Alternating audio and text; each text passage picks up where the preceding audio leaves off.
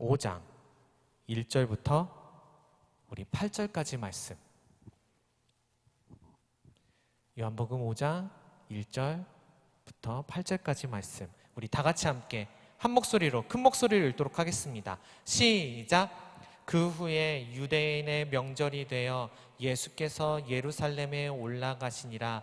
예루살렘에 있는 양문 곁에 히브리 말로 베데스다라 하는 못이 있는데 거기 행각 5이 있고 그 안에 많은 병자, 맹인, 다리 저는 사람, 혈기 마른 사람들이 누워 물의 움직임을 기다리니 이는 천사가 가끔 못에 내려와 물을 움직이게 하는데 움직인 후에 먼저 들어가는 자는 어떤 병에 걸렸든지 낫게 되미러라.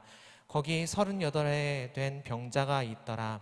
예수께서 그 누운 것을 보시고 벌써 오랜 줄 아시고 이르시되 내가 낫고자 하느냐. 병자가 대답하되 주여 물이 움직일 때에 나를 못에 넣어주는 사람이 없어 내가 가는 동안에 다른 사람이 먼저 내려가나이다. 예수께서 이르시되 일어나 내 자리를 들고 걸어가라 하시니. 아멘. 네, 오늘은 베데스다 브레이크라는 제목으로 여러분들과 함께 말씀 나누고자 합니다. 가슴에 손을 얹고서요 저를 한번 따라해 주시기를 바랍니다. 하나님은 나를 사랑하십니다.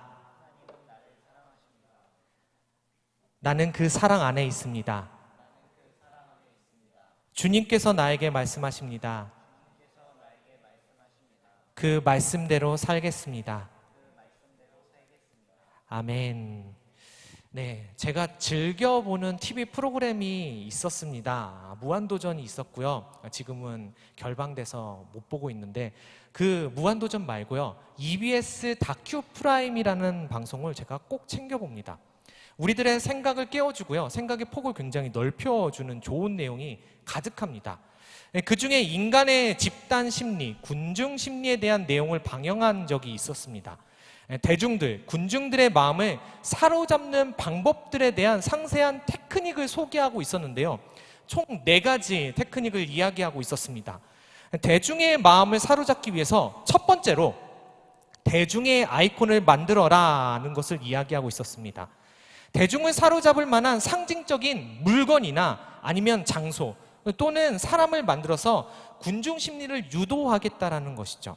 상징물이 있으면은 군중의 눈길을 사로잡을 수 있게 되니까요. 혁신의 아이콘 하면 뭐가 생각나세요? 혁신의 아이콘 하면 보통 스티브 잡스와 아이폰이 떠오릅니다. 평화의 아이콘 하면은 자유의 여신상을 떠올리고요. 그리고 대중문화의 아이콘을 말할 때는 뉴욕의 타임스퀘어가 떠오릅니다. 앞에 사진 보이시죠? 네, 저러한 아이콘들이 있습니다. 혁신의 아이콘이라 불리기엔 그 의미가 조금 퇴색되기는 했지만 여전히 새로운 아이폰이 나올 때마다 전 세계의 이목이 아이폰에 집중됩니다. 이 상징물 하나 때문에 온 세계가요 애플에 주목을 합니다. 아이폰 하나 때문에. 지금도 영화나 드라마 또는 여러 미디어가 자유에 대해서 이야기할 때는요 자유의 여신상이 빠지지 않고서 등장을 하고요. 문화에 대한 광고를 찍을 때 항상 타임스퀘어, 저기 LA에 있는 타임스퀘어가 꼭 등장을 합니다. 뉴욕에 있는 타임스퀘어가 꼭 등장을 합니다. 이렇게 대중의 시선과 마음을 확 끌어모을 만한 아이콘, 상징물을 만들어 놓으면요 군중 심리를 이용하기 쉽습니다. 그 다음으로 두 번째 테크닉이 있는데 대중의 잠재의식을 잡아내라는 것입니다. 왜 우리나라가 축구를 하든지 아니면은 올림픽 경기를 하든지 한일전이 있으면은 일본과 경기를 치르게 되면은 마치 독립운동가가 항일을 외쳤던 것처럼 온 국민이 필승을 외치면서 불타오릅니다. 금요 기도회나 저녁 예배 시간과 이 경기 시간이 겹치게 되면요 그러면은 예배에 나오는 사람이 확 줄어들까봐 수년을 해야 되나라는 걱정을 할 정도로 대한민국 국민의 잠재의식 속에 항일이라는 이 두 글자가 새겨져 있습니다.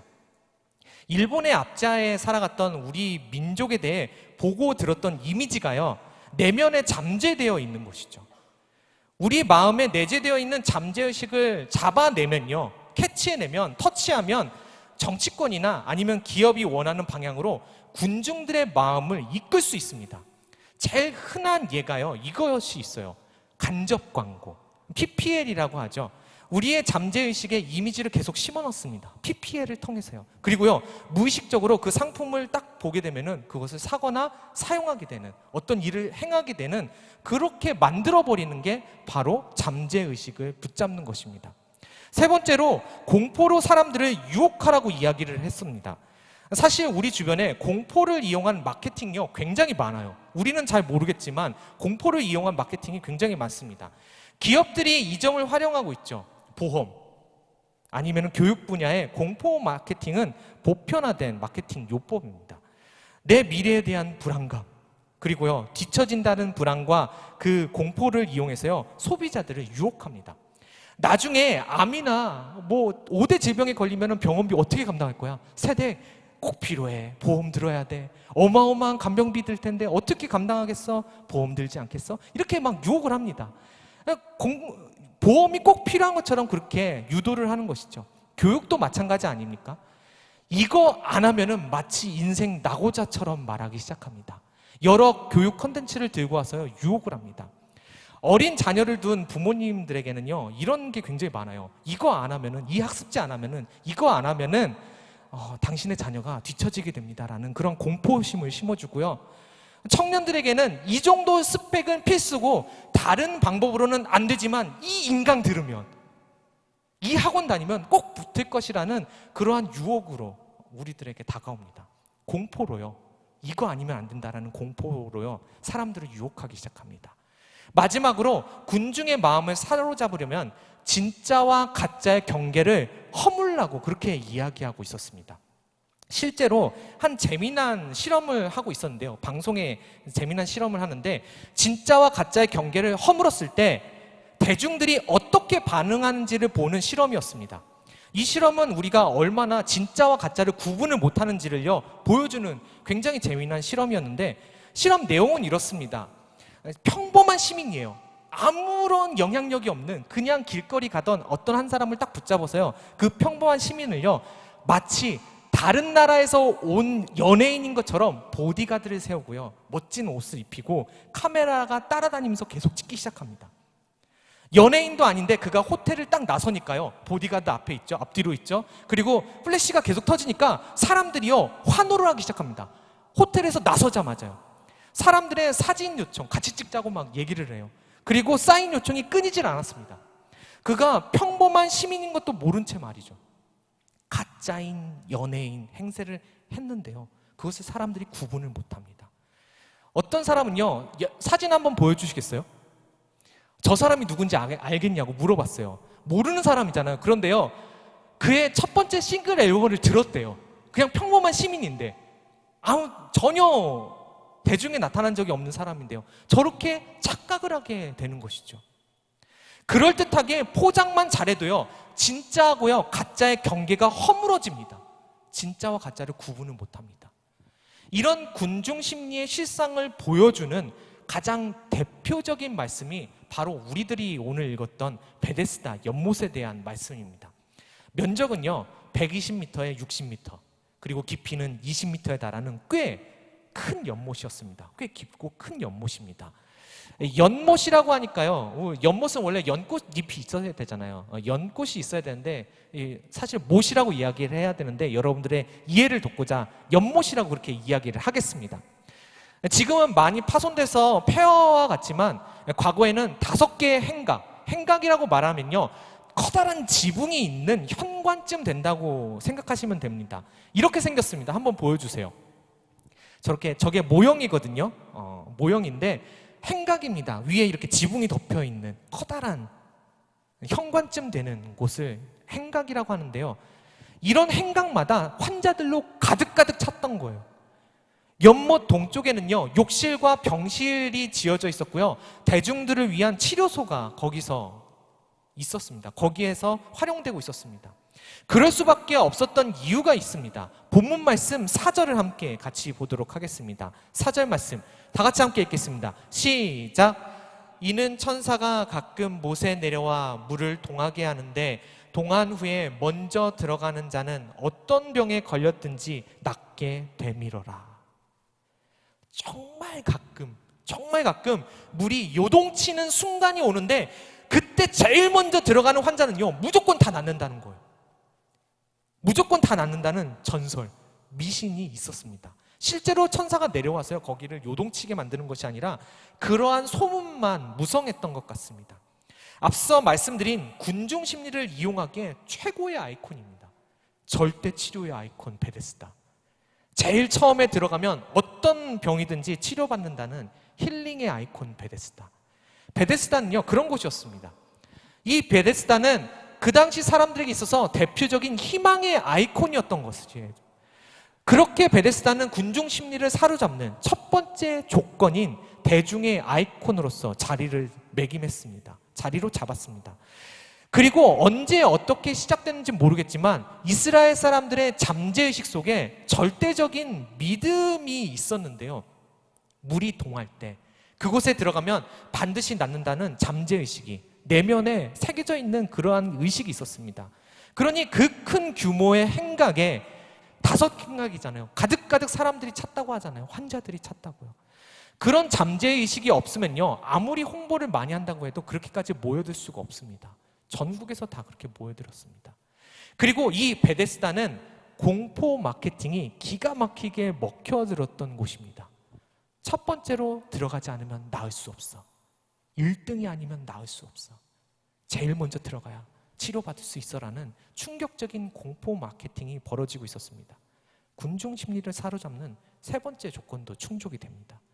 마지막으로 베데스다는 진짜와 가짜의 경계가 허물어지는 곳이었습니다. 상식적으로 한번 생각해 보세요. 상식적으로요, 정말로 베데스다가 연못물이 동할 때, 연못물이 움직일 때 제일 먼저 들어가는 사람이 무조건 치료받는다면 그곳을 로마가 가만 놔뒀겠습니까? 로마 제국이 그것을 그냥 두고만 받겠습니까? 물론 확률적으로 한두 사람 치료될 수도 있습니다. 물에 들어갔을 때요.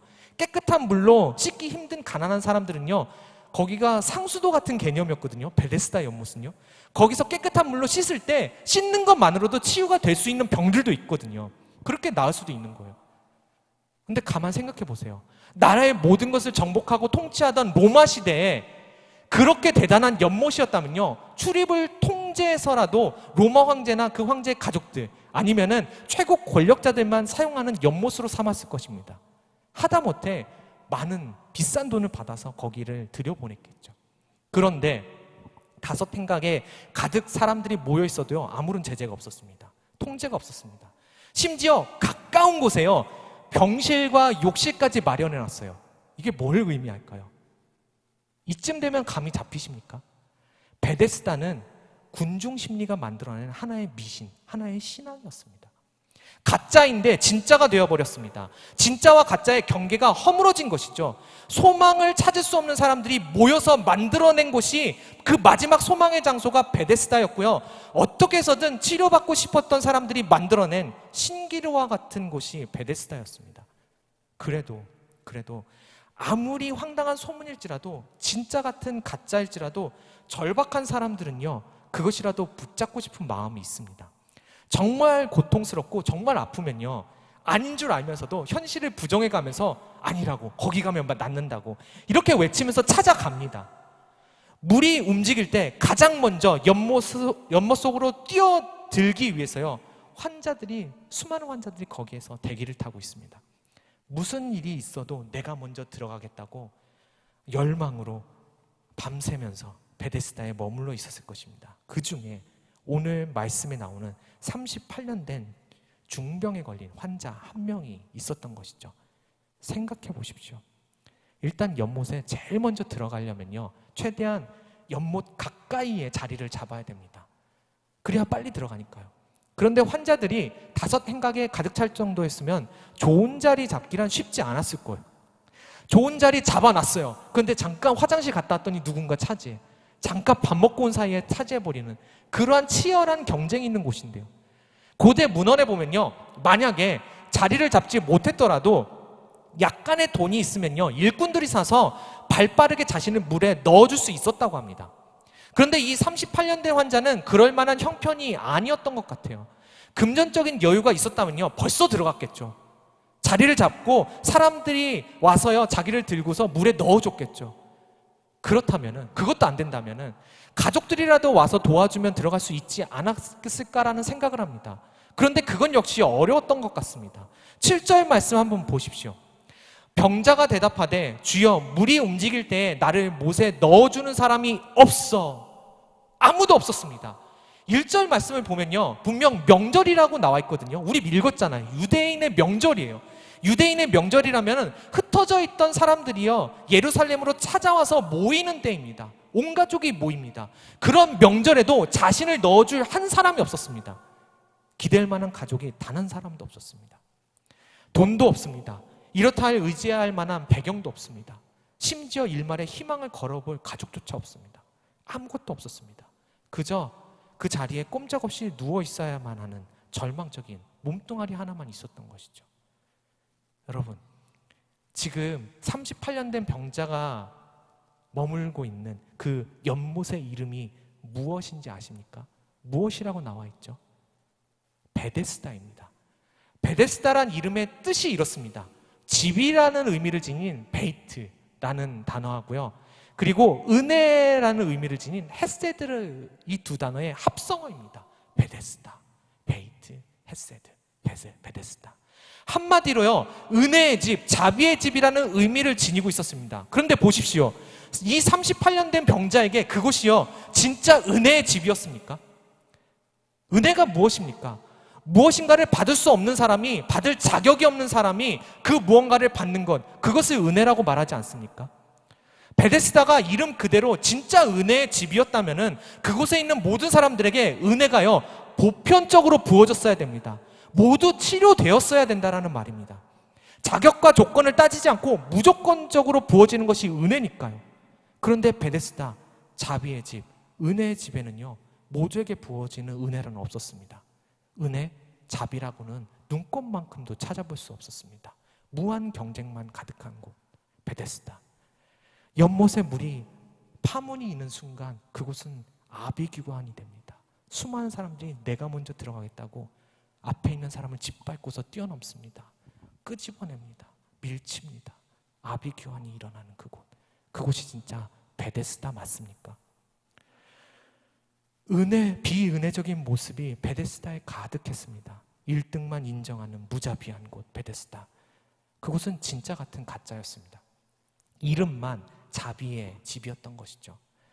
예전에 이런 예화를 한번 여러분들에게 드린 적이 있습니다. 하루는 성 프란체스코가 거닐면서 기도하던 중에 그만 길을 잃어버렸습니다.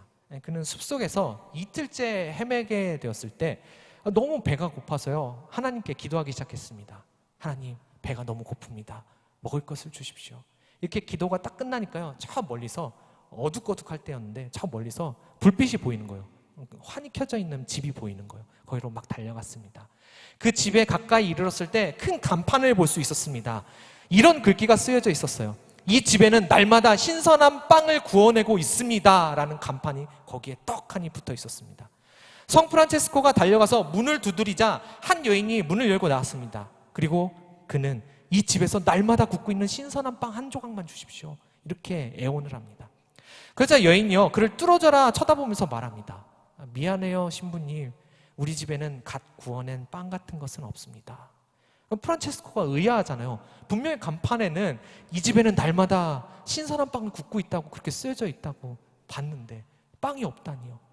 저 간판에 그렇게 써 있잖아요 라고서 말하니까요 그 여인이 이렇게 말을 했다고 합니다. 우린 그저 이 집에서는 날마다 신선한 빵을 구워내고 있습니다 라는 간판을 만들 뿐입니다. 빵 없는 이름뿐인 빵집, 베데스다와 똑같지 않습니까? 빵집이라고 쓰여있지만 빵은 팔지 않는 이 빵 없는 빵집과 이름은 은혜의 집인데 은혜를 누릴 수가 없는 베데스다가 무슨 차이가 있겠습니까? 세상은 군중 심리를 이용해서요 다양한 베데스다 연못을 만들어서 우리들에게 제공합니다. 우리들에게 내세웁니다. 벗어나지 못하게 만듭니다. 베데스다 브레이크, 오늘 말씀 제목이죠. 이름뿐인 베데스다를 탈출하고 싶은데요 그 유혹이 너무나도 강력합니다. 어떤 물건이라는 베데스다, 심리학이라는 베데스다, 대학과 직장과 자격증이라는 베데스다, 끊임없이 세상 속에 자리 잡고 있는 교묘하게 포장된 베데스다들이 이렇게 속삭입니다. 이것만이 당신의 가치를 높여줄 수 있다고 말합니다. 여기에 힐링이 있다고 말합니다. 이것이 살 길이고 이것만이 삶의 유일한 소망이라고 그렇게 속삭입니다. 이것밖에 방법이 없다고 그렇게 말합니다. 그렇게 우리들을 유혹합니다. 혁신의 아이콘을 만들어서요, 이것만 가지고 있으면 삶의 만족감이 있다고 우리들을 유혹하죠. 심리학을 통해서 우리들의 잠재의식을 터치해서 이 심리학이 마음과 영혼을 치유할 수 있다고 그렇게 얘기를 합니다. 정말 그렇습니까? 공포 마케팅을 이용해서 좋은 대학과 대기업이 그리고 자격증이 내 인생의 답이라고 그렇게 얘기를 합니다.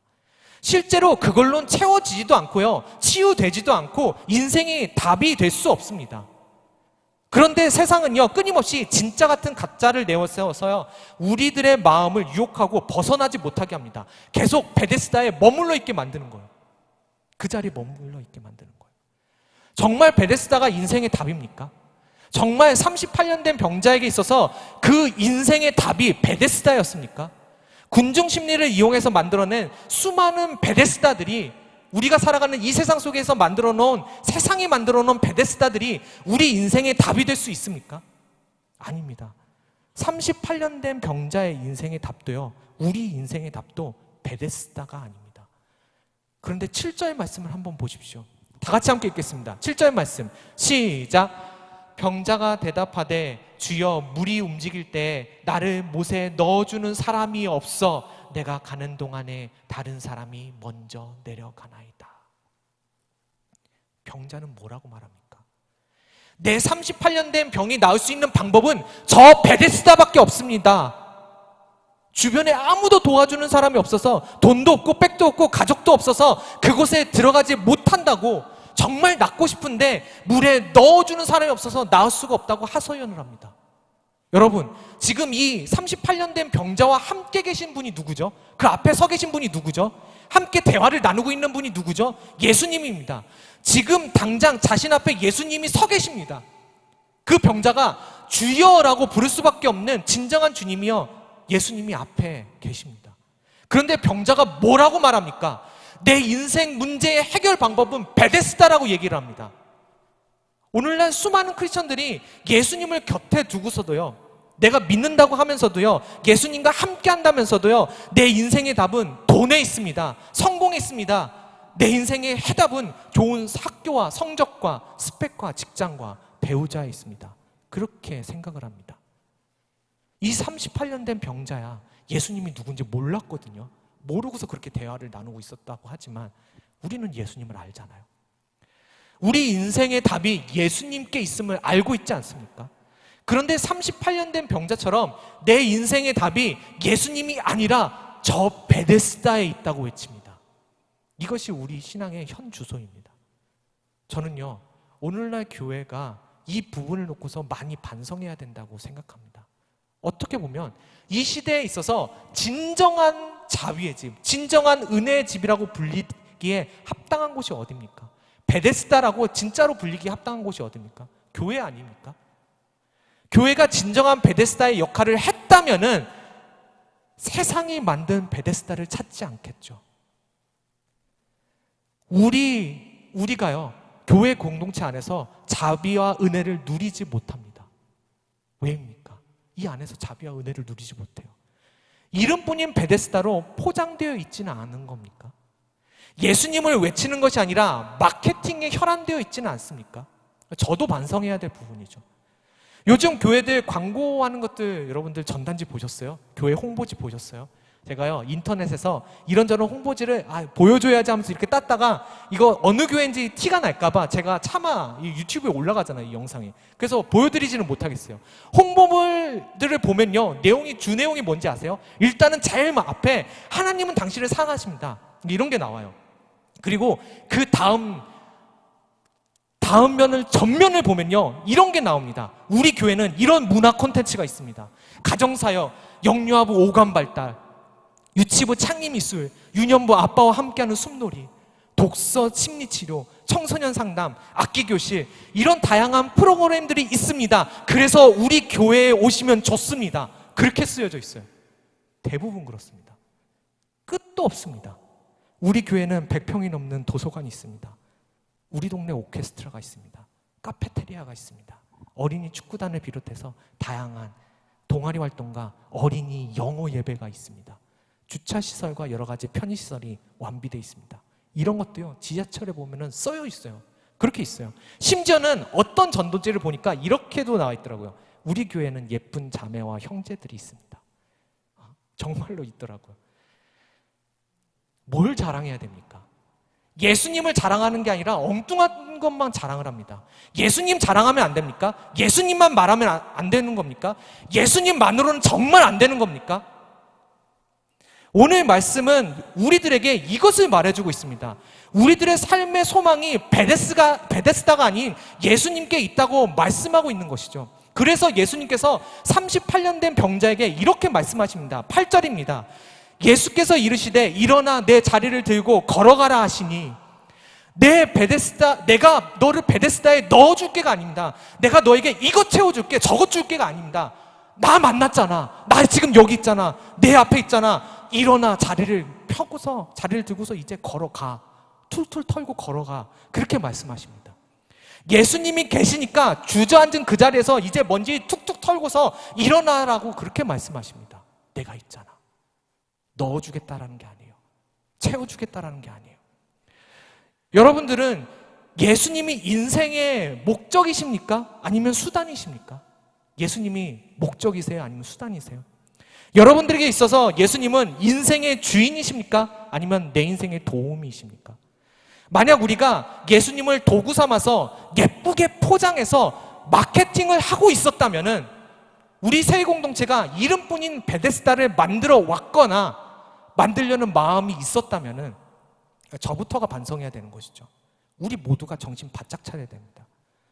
우리는 세상이 군중 심리를 이용해서 만들어 놓은 오늘날의 이름뿐인 예쁘게 포장된 수많은 베데스다에 목을 매서도 안 되지만 절대로 만들어져서도 안 되고 있어서도 안 되는 이름뿐인 베데스다를 우리가 교회가 만들려고 한다면요, 우리는 회개해야 됩니다. 내가 예수님이 아닌 다른 곳에서 만족과 치유와 평안함을 원했다면은 예수님을 대체할 다양한 프로그램, 행사, 편의가 있는 예수님 대신 베데스다가 있는 교회를 원해왔다면요, 죄송합니다. 우리 청년부에는 그런 것을 제공해 드릴 수 없습니다. 제가 있는 동안에는요, 어떻게 해서든 여러분들은 예수 바보로 만들 겁니다. 예수님만 얘기할 겁니다. 다른 프로그램 없습니다. 예수님입니다. 예수님만이 우리 인생의 답이며 우리 인생의 전부입니다. 우리 세이청은요, 예수 없는 교회가 되지 않기를 바랍니다. 은혜 없는 은혜의 집 베데스다가 되지 않기를 간절히 바랍니다. 이미 여러분 곁에 예수님 계시잖아요. 다른 베데스다를 찾지 마십시오. 다른 곳에서 답을 찾으려고 하지 마십시오. 다른 베데스다를 만들려고도 하지 마십시오. 베데스다 브레이크. 이제는요, 예수님과 함께 일어나서요, 툴툴 털고 일어나서 우리 삶을 올가매고 있었던 그러한 수많은 베데스다에서 벗어나서 주님과 함께 나아갈 수 있는 우리 모든 청년들이 될 수 있기를 간절히 바랍니다. 기도하겠습니다.